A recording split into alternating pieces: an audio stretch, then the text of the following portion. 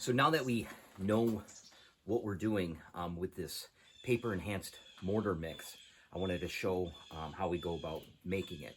So the night before we're going to actually lay up the wall and do the cordwood, we take one of these 55-gallon drums, I think it's a 55-gallon drum or any big container, and we fill it with newspaper.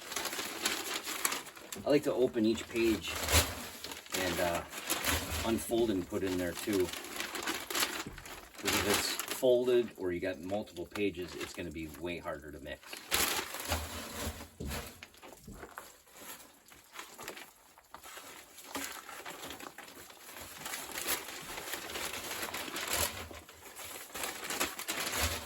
And then after that, we fill it with water. But the newspaper that you want to use is, you know, the good stuff. You want to use the dry type that isn't like waxy and shiny, because it'll mix up better, and it's very thin newspaper instead of like office paper. I've thrown a little bit of office paper in there and haven't noticed the difference, but that's only a few sheets. So I don't know if you put a bunch in there, because it's thicker, so it's going to take longer to break up, because when you're done it's going to look almost like worm bedding, I guess, but you'll see what the consistency is later in the video. But this is what we have been using, is just regular newspaper, and I try to open the sheets up and then toss them in the barrel. And I don't know how full you get it. When you crush it down, it probably fills the barrel like 1/3 or whatever, because you do need, you can't just stuff it and then pour the water over it. I mean, you need more water than newspaper, because you're going to mix it up. And if it's too thick with newspaper, your drill's not going to be able to handle it. So after that soaks overnight, so when we get here, we'll throw that in, and then the next morning we'll start mixing it up. So it's not quite 24 hours, but a good 12 hours at least. But after we get that, we dump the water in. I leave a little space free. I don't fill the water all the way to the top, because when you start mixing it, you don't want the water throwing everywhere and get you all wet. I have used a regular drill to mix this up. This is a 1/2-inch chuck battery drill, and it's a fairly decent size one, a good brand or whatever, and it'll do the job. But I don't think one drill is going to last. Like, let's say we're doing a sauna. I think it'll burn up. It's pretty hard on a drill to mix all this paper, which takes like 15 to 20 minutes of mixing per batch. And I have this large mixer on there. So it's not really built for that. So I am an electrician, and I drill out my homes with this type of drill. And this is built for this type of thing. So after it soaks for about 12 hours, then you get this thing in here and you start mixing it up. So what I do is I put it on low power, so it's nice and torquey, and it also, if it's on high, it's just gonna mix it up so quickly that it'll start spraying out of the barrel and get you all wet. So you want to mix it on the slow speed. The high torque speed would be best. But anyway, when I start mixing this has a clutch in it that will light up, and it'll stop the drill. But that only happens the first like 8 or 10 times. I go back and forth. I mix it a couple times clockwise and reverse the drill and back it up, because this thing engages and it slips. So to disengage it, I have to reverse it. But once it's broken up after, you know, like 10 times of that, the newspaper is broken up enough where I can use this thing and it doesn't slip anymore. See that clutch engages, and I have to stop. The drill stops automatically, but then I have to reverse it to kind of reset.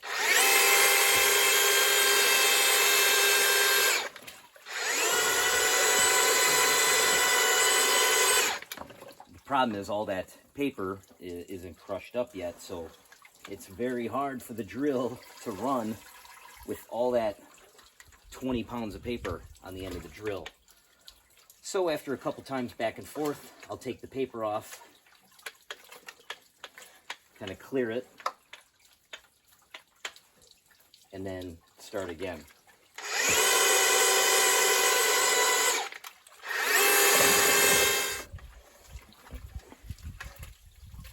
And after a few times of that, you won't have all that heavy paper because it'll be broken up already to the point where it just sloughs off that drill. Or that mixer, I should say.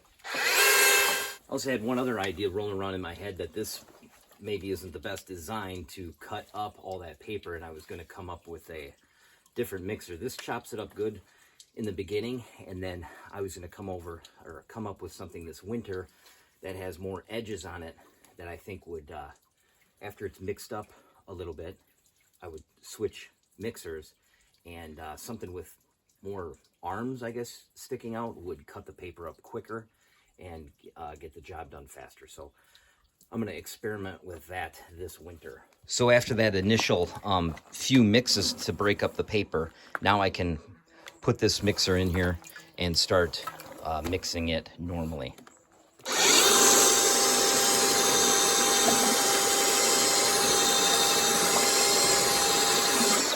Once it all starts going in the same direction, the water, it'll start like whirlpooling, and I reverse the drill and go back the other way.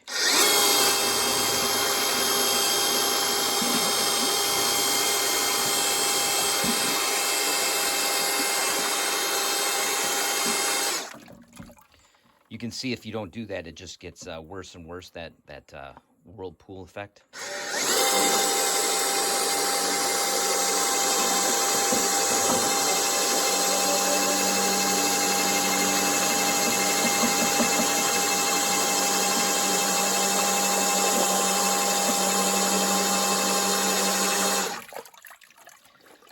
And I just don't feel like that mixes it as quick.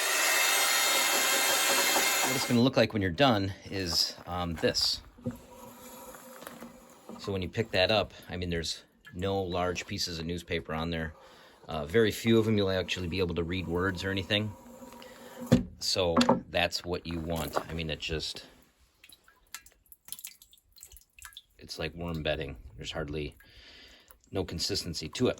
So that brings us to the next step, and that is to drain it. Now, we do it in a way where we can drain it in, an hour or so. It takes time to drain it. I have to go through a little process, but then we're able to use it that day.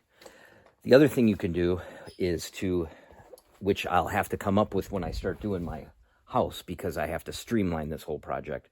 Right now, I'm not putting a lot of thought into it. I'm just doing it because, as you can see, when it gets cold and freezing temperatures, you can't lay up these walls because the water will freeze in the mortar, and bad things will happen. So the leaves are changing. They're about 50% changed, 60%. So we're running out of time. I got to get about 1.5 walls done before that's complete, and we can actually use it as a sauna.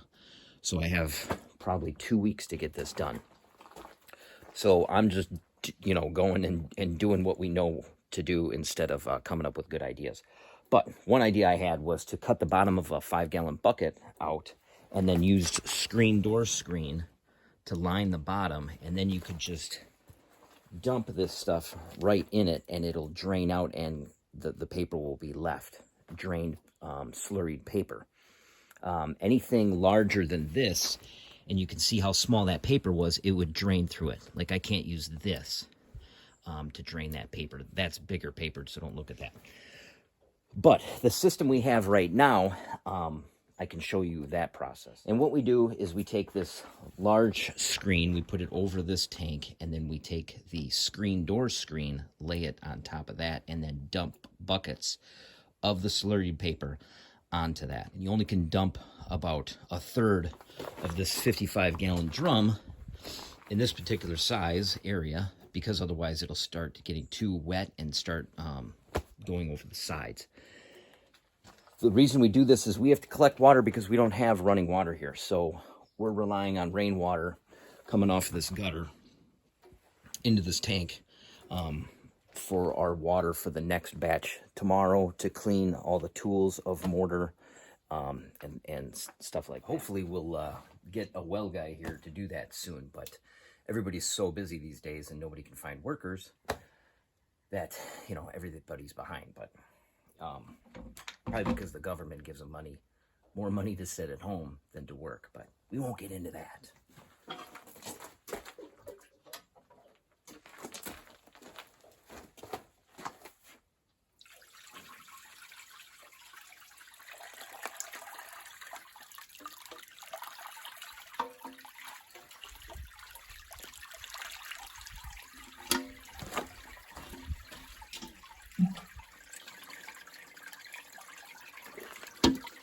So I set a couple boards underneath that screen just to kind of stop that liquid from running over.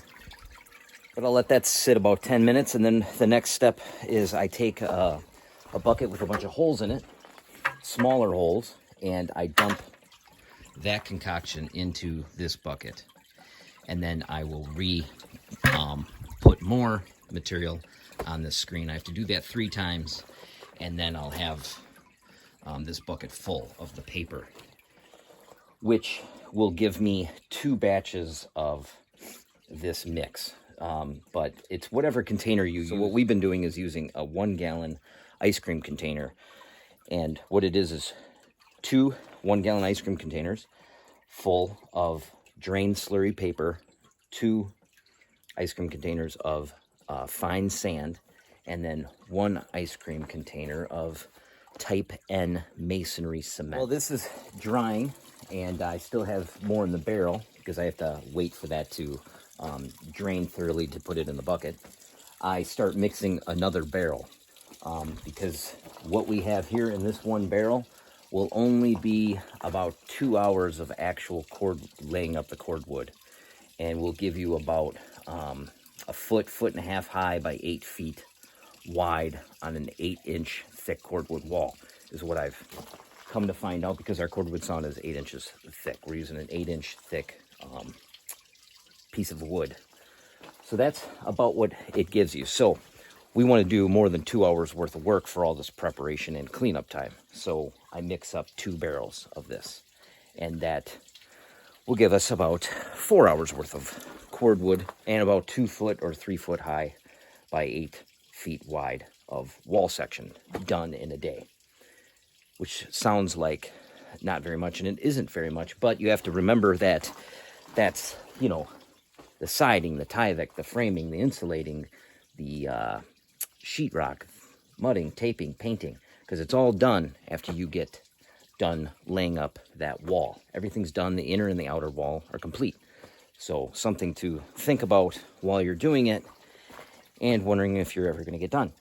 So this is what you start off with on the barrel. So we'll start mixing this while this is draining.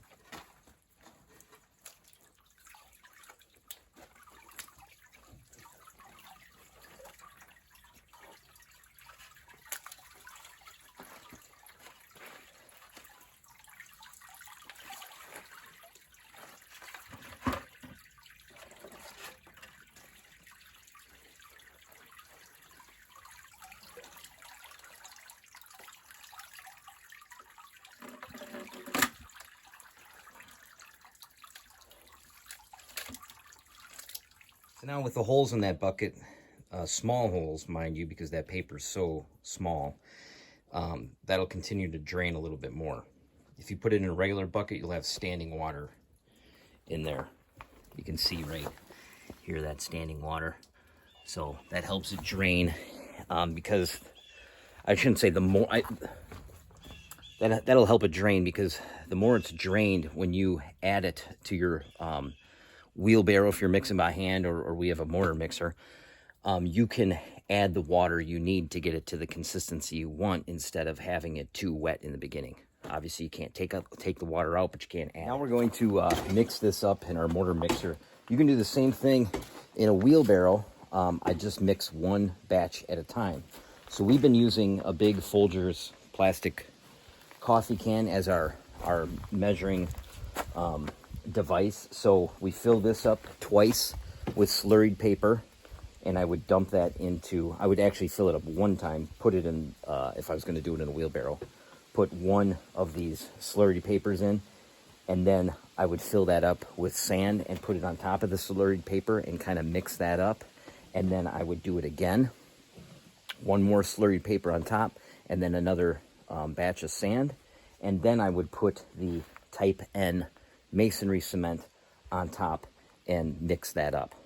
Any more than that, it gets too hard because of the size of this wheelbarrow anyway. But we use the mortar mixer. We bought this brand new, so I wouldn't have any problems, any issues with a used one. We're going to use it for our cordwood sauna and then our house next.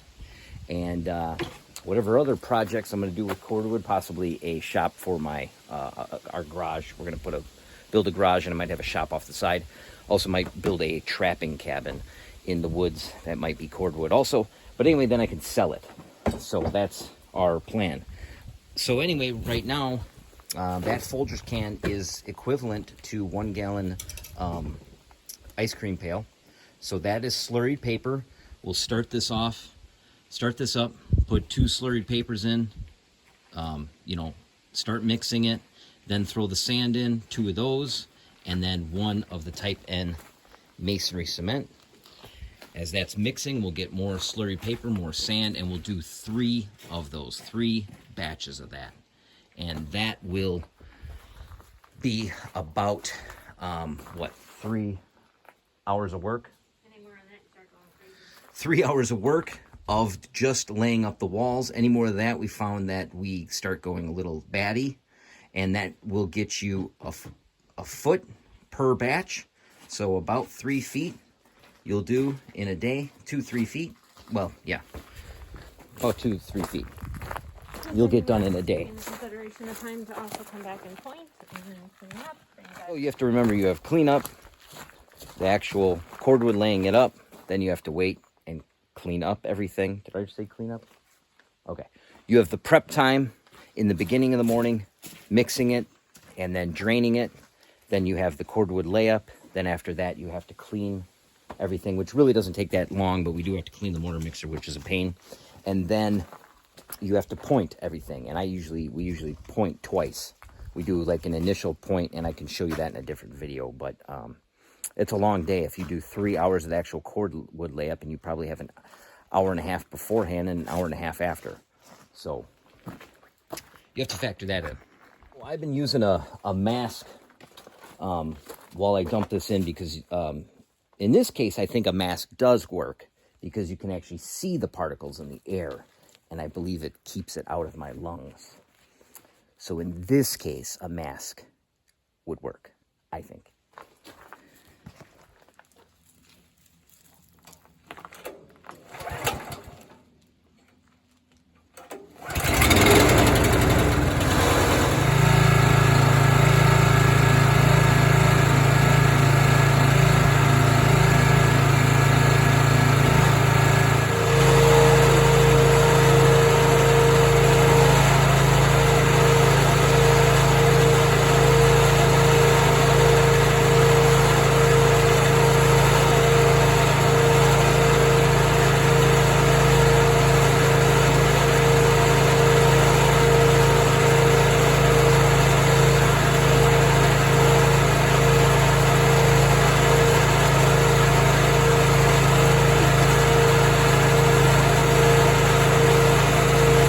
Two slurried paper, 2 sand. We put 2 of those sands in 1 bucket and then dump it in. And then 1 masonry cement. So that's what we call 1 batch.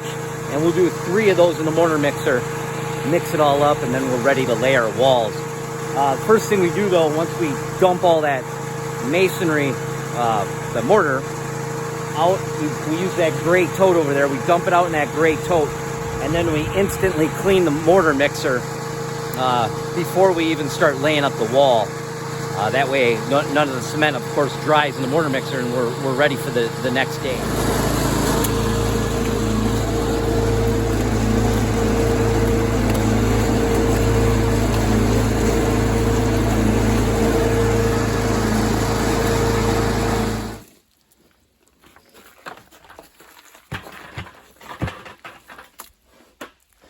And we like it a little wet. It's easier to work with. kind of makes a ball. And if you stick it vertically, it'll stay up still. That's kind of what we like. Each person gets one of those filled, and you know, she stays on the inside and does her thing, and then I'm on the outside and work our way up the wall. And then we cover the mortar with plastic just so it doesn't dry out quicker. It depends all on the day, you know, how quickly that mortar is going to dry out, but it's not a big deal, because if it starts drying out and you want it a little wetter, we just put a little water in that big container and then mix it up with a hoe, and it's good to go. All right, so we just finished laying up this section of the wall. We haven't pointed it yet, but I just wanted to show you the different looks that this mortar recipe has as it dries. So that's how it is freshly done. It's real easy to work with, and it's very plasticky. So you can smooth this out. I think you can see the shear off of it, I think, as far as, anyways, it's much smoother. Yeah, so you can smooth it out. And then after about, it's today Tuesday, so about 4-5 days ago, this got done. It's a little splotchy. It's starting to dry and whiten. And as I go down the wall, it gets older.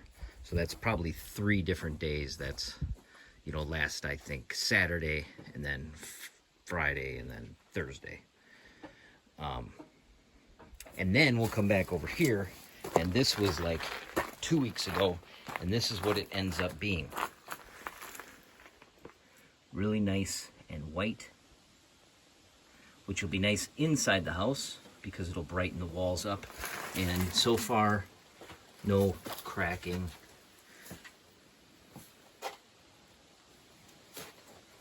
On the wall at all. And you don't really see the paper at all. There's no visible signs of the paper. So I think it looks really nice, and it's nice and hard and strong.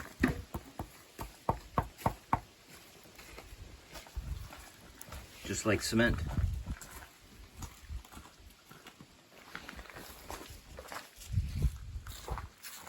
And that's the inside wall drying. It looks a little darker because I don't think it gets as much sun and wind and stuff on it. So I like this recipe. It's strong and easy to work with and point.